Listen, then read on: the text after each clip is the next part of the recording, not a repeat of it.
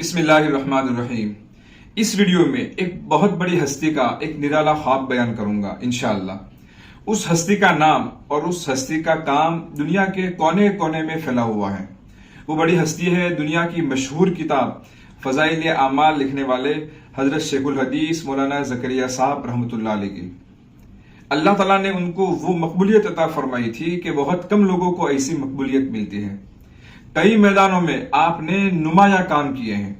درس و تدریس میں سال ہا سال تک شیخ الحدیث کے مقام پر فائز رہے۔ تصنیف و تالیف کے میدان میں کئی چھوٹی بڑی کتابیں لکھی اور عرب و عجم میں آپ کی تصنیفات پھیلی۔ اسی طرح دعوت و تبلیغ کو آگے بڑھانے میں، عوام اور علماء کو اس کی طرف مائل کرنے میں اور اس کی طرف سے دفاع کرنے میں حضرت شیخ رحمۃ اللہ علیہ کا بہت بڑا کردار رہا ہے۔ اور تصوف اور خانقاہ کی لائن میں بھی آپ نے نمایاں کارنامہ انجام دیا ہے۔ الغرض ہر میدان کے شہ سوار تھے۔ میں یہاں ان کا ایک خواب بیان کرتا ہوں۔ ایک رات حضرت شیخ صاحب رحمۃ اللہ علیہ کو خواب میں رسول اللہ صلی اللہ علیہ وسلم کی زیارت ہوئی۔ خواب میں دیکھا کہ حضرت مفتی رشید احمد صاحب گنگوہی حضور صلی اللہ علیہ وسلم کے پاس بیٹھے ہوئے ہیں۔ انہوں نے حضور صلی اللہ علیہ وسلم سے عرض کیا کہ زکریا کو آپ کی خدمت میں حاضری کا بڑا شوق ہو رہا ہے، یعنی کہ مدینہ میں ہجرت کر جانے کا بہت جذبہ ہے، لیکن میرا دل چاہتا ہے کہ ان سے کچھ اور بھی کام لیا جائے۔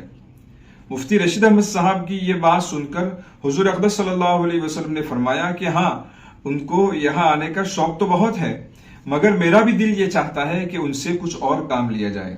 یعنی اس خواب میں مفتی رشید احمد صاحب نے آپ صلی اللہ علیہ وسلم کے سامنے یہ تمنا ظاہر کی کہ شیخ زکریا سے اور بھی کچھ کام لیا جائے۔ اس پر رسول اللہ صلی اللہ علیہ وسلم نے تائید کرتے ہوئے فرمایا کہ ہاں، میرا بھی یہی دل چاہتا ہے کہ ان سے کچھ اور کام لیا جائے۔ حضرت شیخ الحدیث رحمۃ اللہ علیہ فرماتے ہیں کہ یہ خواب دیکھنے کے بعد میں بہت حیرت میں پڑ گیا کہ میں تو کسی کام کا نہیں، ساری عمر یوں ہی ضائع کی ہے، اب میں کیا کروں گا؟ ایک طرف تو رسول اللہ صلی اللہ علیہ وسلم کی خدمت میں حاضری کا شوق بڑھتا جا رہا ہے اور دوسری طرف مجھ سے کام لینے کی بات کی گئی ہے، اب میں کیا کروں؟ میں اسی سوچ میں رہتا تھا، مگر کچھ دنوں کے بعد چچا جان یعنی کہ حضرت مولانا الیاس صاحب رحمۃ اللہ علیہ کا واقعہ یاد آیا۔ واقعہ یہ ہے کہ جب مولانا الیاس صاحب رحمۃ اللہ علیہ مدینہ منورہ میں گئے تو انہوں نے ارادہ کیا تھا کہ اب مدینہ میں ہی ٹھہر جاؤں گا، واپس ہندوستان نہیں جاؤں گا۔ اس وقت روضہ اقدس سے ارشاد ہوا کہ ہندوستان جاؤ، تم سے کام لینا ہے۔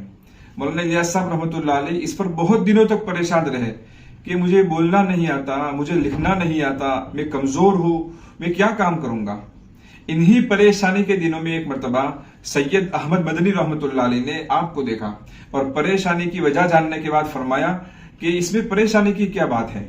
تم سے یہ تو نہیں کہا کہ تم کام کرو، بلکہ یہ کہا ہے کہ تم سے کام لیا جائے گا، اب لینے والا خود ہی کام لے لے گا۔ یہ سن کر مولانا الیاس صاحب رحمۃ اللہ علیہ کو اطمینان ہوا۔ اس کے بعد ہندوستان آ کر تبلیغی کام شروع کیا اور اللہ تعالیٰ نے بے پناہ مقبولیت عطا فرمائی۔ جب یہ واقعہ یاد آیا تو حضرت شیخ الحدیث رحمۃ اللہ علیہ کو بھی اطمینان ہو گیا کہ مجھے یہ تو نہیں کہا گیا کہ تم کرو، بلکہ یہ کہا گیا ہے کہ تم سے کام لیا جائے گا۔ کچھ دنوں کے بعد اللہ کی طرف سے ان کے دل میں آیا کہ تصوف اور خانقاہ کی لائن ٹوٹ گئی ہے، ہندوستان پاکستان کی اکثر خانقاہیں غیر آباد ہو گئی ہیں، اس واسطے حضرت گنگوہی رحمۃ اللہ علیہ کی بھی یہی مراد ہوگی کہ خانقاہوں کو آباد کیا جائے۔ حضرت گنگوہی رحمۃ اللہ علیہ کے یہاں خانقاہی اعمال کی بہت اہمیت تھی۔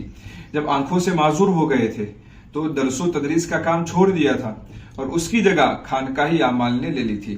جب یہ خیال حضرت شیخ زکریا رحمۃ اللہ علیہ کے دل میں آیا تو انہوں نے یہ عزم کر لیا کہ اس ٹوٹی ہوئی لائن کو یعنی کہ تصوف اور خانقاہ کی لائن کو پھر سے زندہ کرنا ہے، اور پھر اس کے لیے حضرت نے بڑی بڑی قربانی دی اور اپنی مجبوریوں کے باوجود خانقاہوں کو آباد کرنے کے لیے آپ نے وقت نکالا اور دور دور کے سفر گوارا کیے۔ اس میں سوچنے کی بات یہ ہے کہ اتنے بڑے عالم اور اللہ والے جو ایک طرف مدرسہ میں سب سے بڑے استاد ہیں، دوسری طرف دعوت و تبلیغ کی کامیابی میں ان کا بہت بڑا ہاتھ ہے اور کئی کتابوں کے مصنف ہیں، اس کے باوجود ان کو اس بات کا احساس ہے کہ خانقاہی لائن جو ٹوٹ گئی ہے اور خانقاہیں جو ویران ہو گئی ہے ان کو پھر سے آباد کرنے کی ضرورت ہے۔ اللہ کرے حضرت شیخ کی یہ تمنا پوری ہو۔